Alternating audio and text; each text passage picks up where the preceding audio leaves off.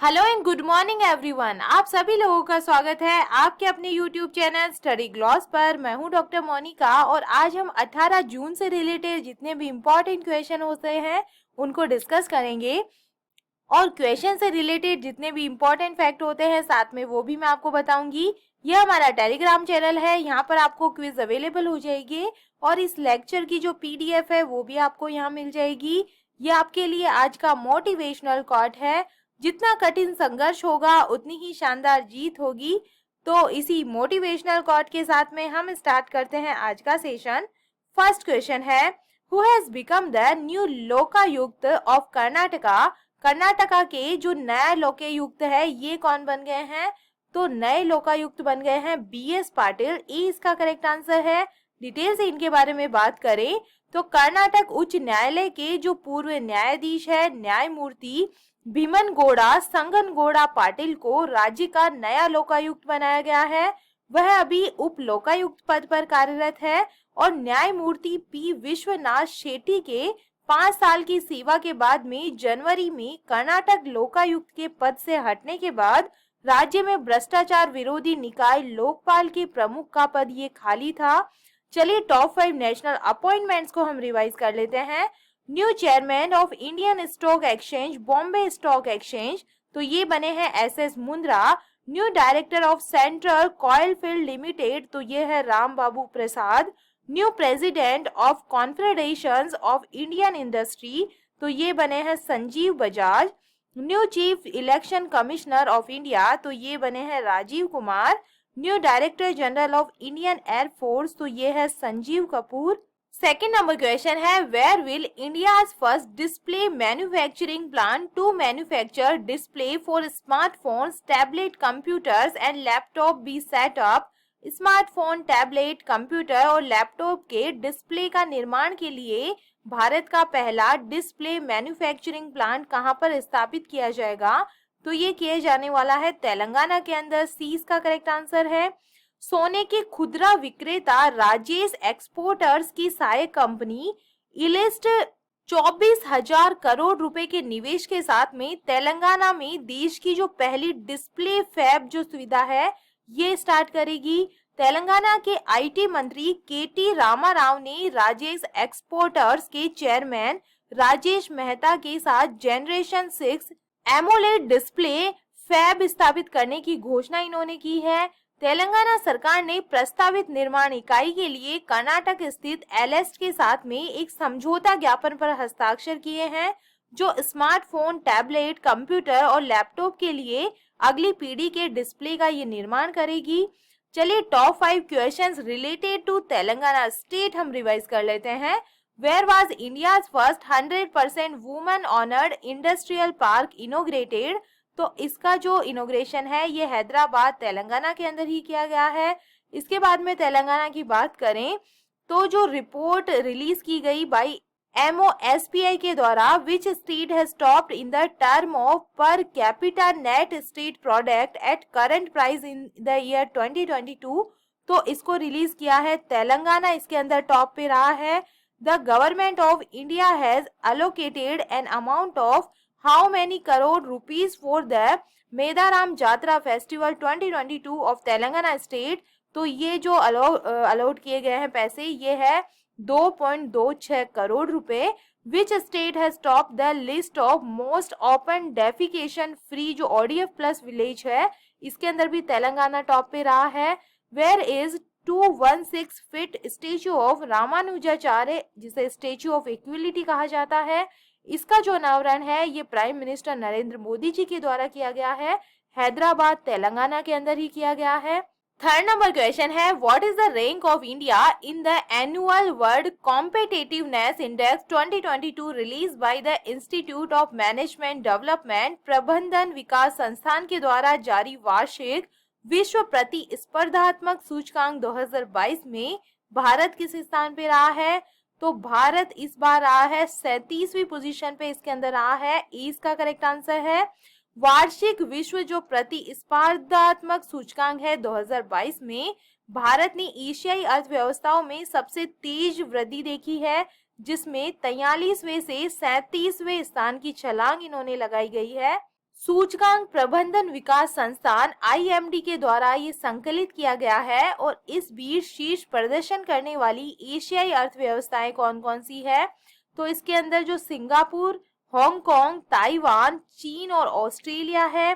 About world competitiveness index की हम बात करें तो स्विट्जरलैंड और सिंगापुर में आईएमडी बिजनेस स्कूल ने 2022 में विश्व प्रतिस्पर्धात्मक रैंकिंग जारी की।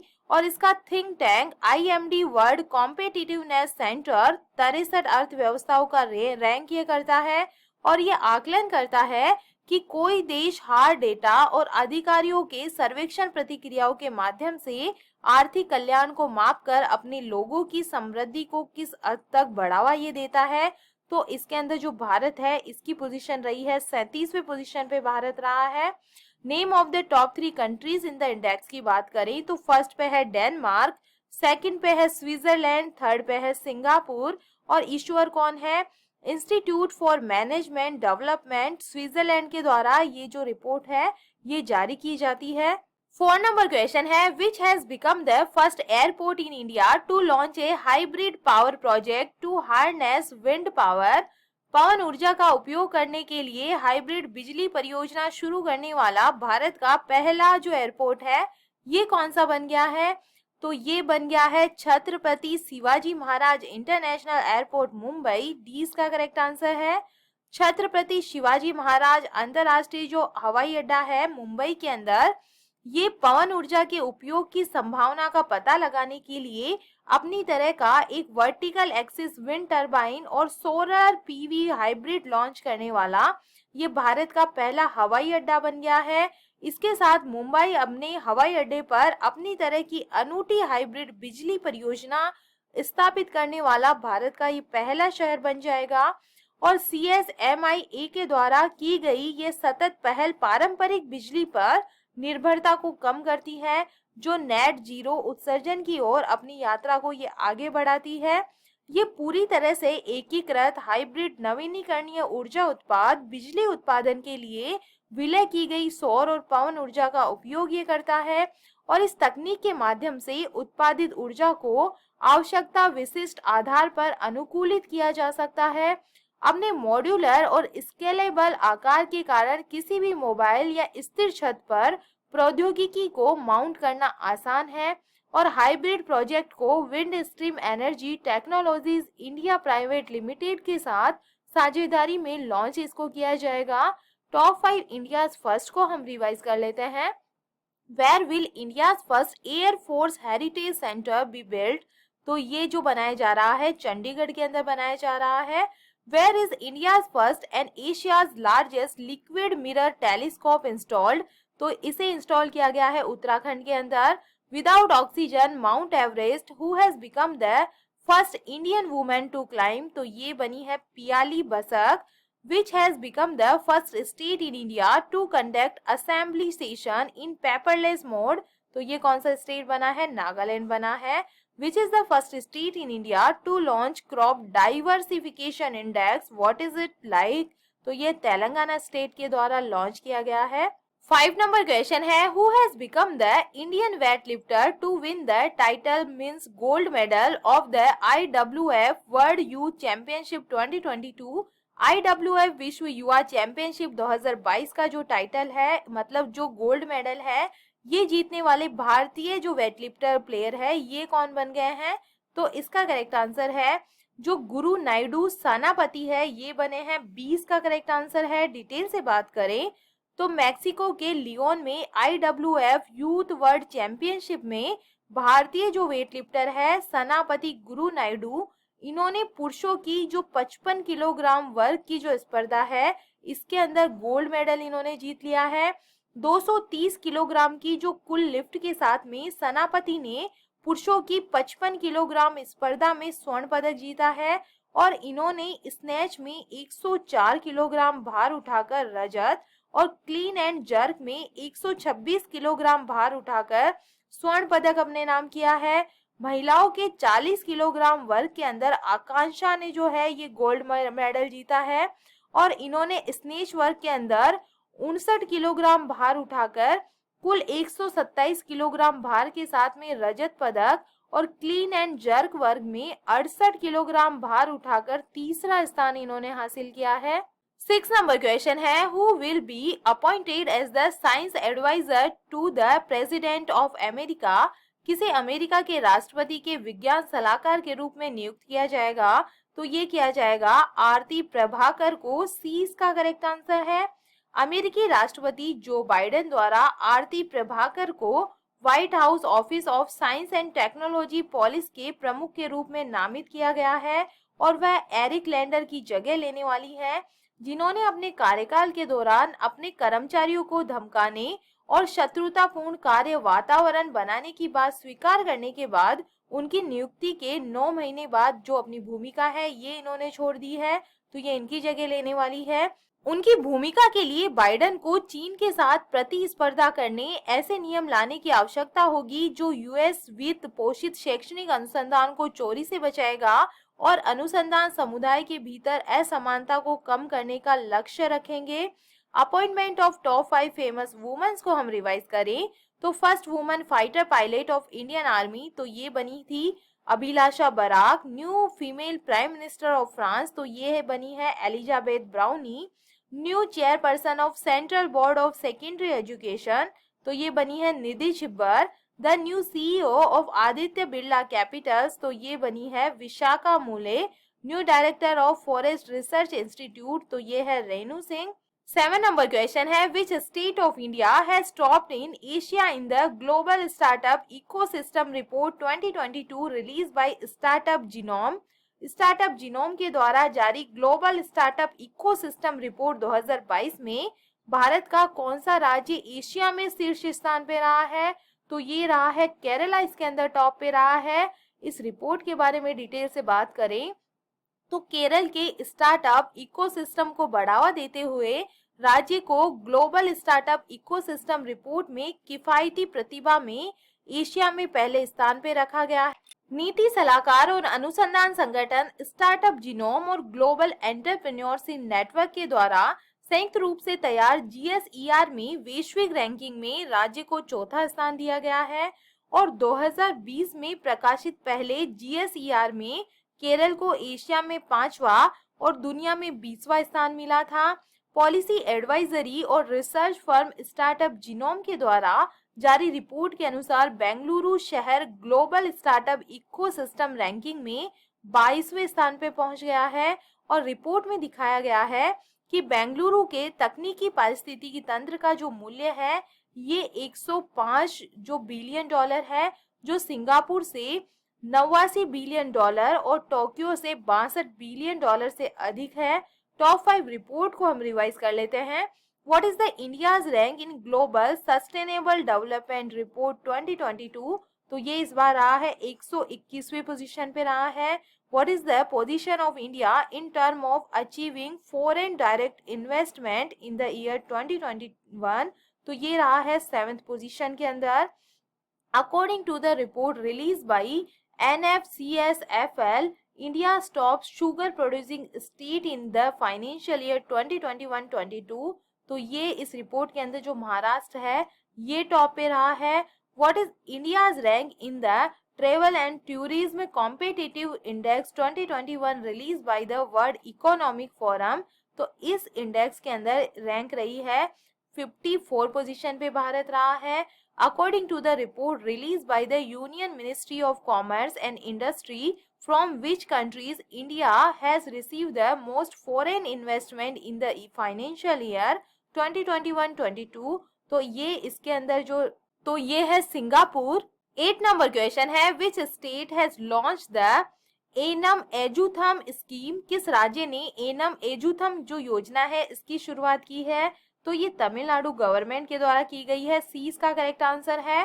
तमिलनाडु के जो मुख्यमंत्री है MK स्टालिन, इन्होंने 8 साल से कम उम्र के छात्रों के लिए कोविड महामारी के कारण सीखने की खाई को पाटने के लिए एनम जो एजुथम योजना है इसकी शुरुआत की है। इस योजना का जो उद्देश्य है ये 2025 तक मूलभूत साक्षरता और संख्यात्मक सुनिश्चित करना है। इसे अज्जी नजी वक्कम पंचायत यूनियन मिडिल स्कूल और तिरुवुल्लर में एक कार्यक्रम में लॉन्च किया गया था। शिक्षकों को सलाह दी गई है कि वे इंटरएक्टिव शिक्षण विधियों का चयन करें और छात्रों को स्कूल पुस्तकालय में समाचार पत्र और किताबें पढ़ने के लिए प्रोत्साहित करें। राज्य सरकार ने राज्य में शिक्षा की गुणवत्ता में सुधार लाने के उद्देश्य से शैक्षणिक वर्ष 2022 और 23 के लिए कई कार्यक्रम और योजनाओं की इसके अंदर घोषणा की है। स्कीम ऑफ टॉप 5 स्टेट को हम रिवाइज करें। Which state government has launched Ladli Laxmi Yojana 2.0 को लॉन्च किया है? मध्य प्रदेश के द्वारा। Which state government has announced expansion of insurance coverage for handloom and powerloom weavers under the Nethanna Bima scheme? तो ये जो लॉन्च की गई है ये तेलंगाना गवर्नमेंट के द्वारा अनाउंस किया गया है। विच state government has started e-learning scheme to give free tables to the student of class 10th और 12th? तो ये हरियाणा के अंदर जो है e-learning स्कीम इसकी शुरुआत हुई है।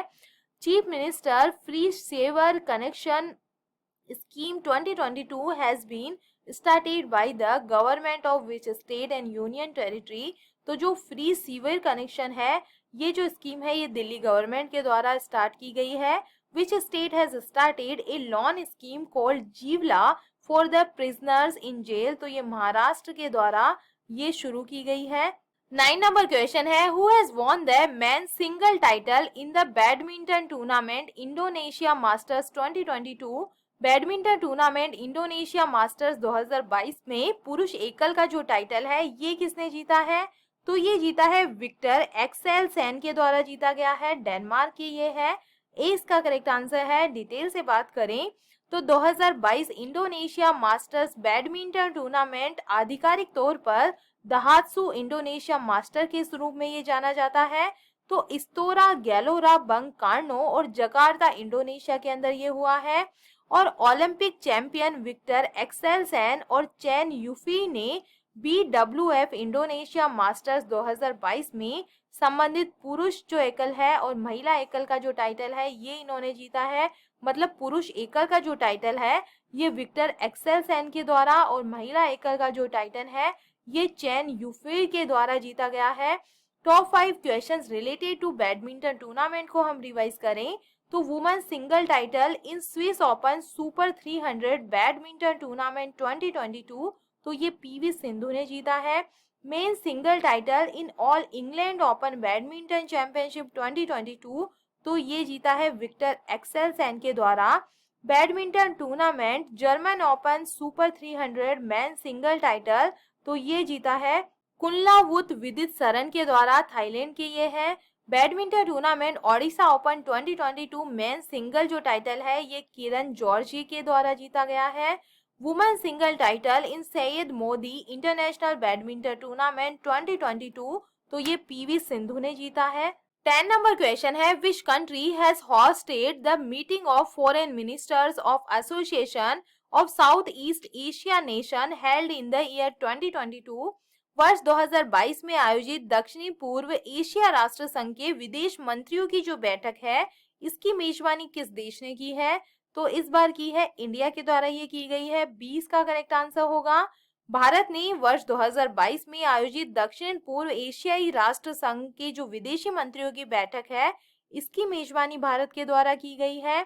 और इस बैठक के अंदर हिंद प्रशांत क्षेत्र में व्यापार, रणनीतिक संबंध और सहयोग बढ़ाने की जो चर्चा है ये इसके अंदर हुई है। आखिर है इंडिया की तरफ से जो चेयरमैनशिप की गई है ये एस जयशंकर ने की है। यूनियन एक्सटर्नल अफेयर्स मिनिस्टर ये है।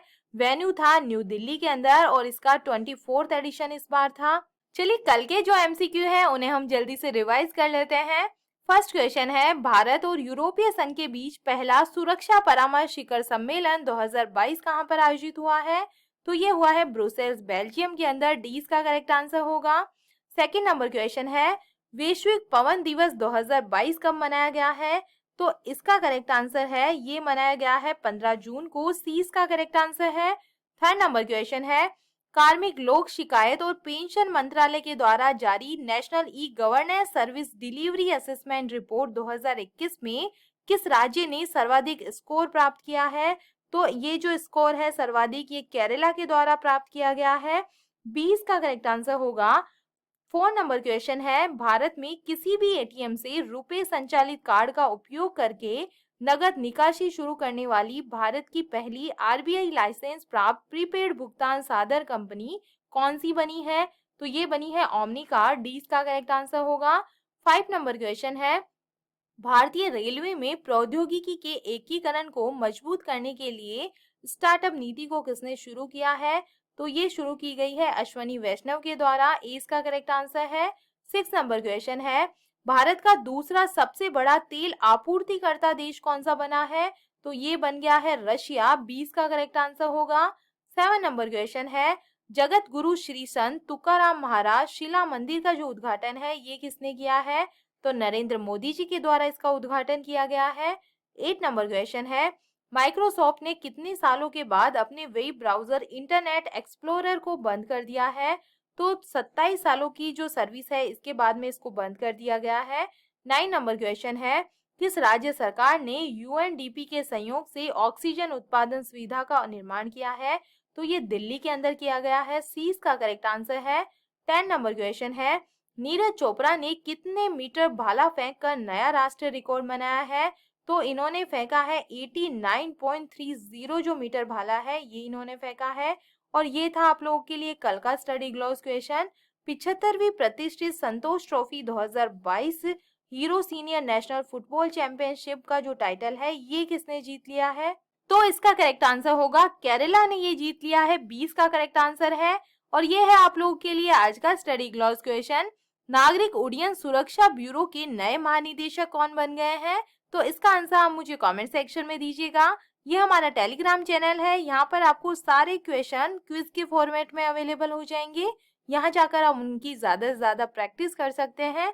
आई होप आपको सेशन पसंद आ रहा होगा। अगर पसंद आ रहा है तो इसे लाइक कीजिए, अपने दोस्तों के साथ में शेयर कीजिएगा। तो चलिए मिलते हैं हम एक नए सेशन के साथ में।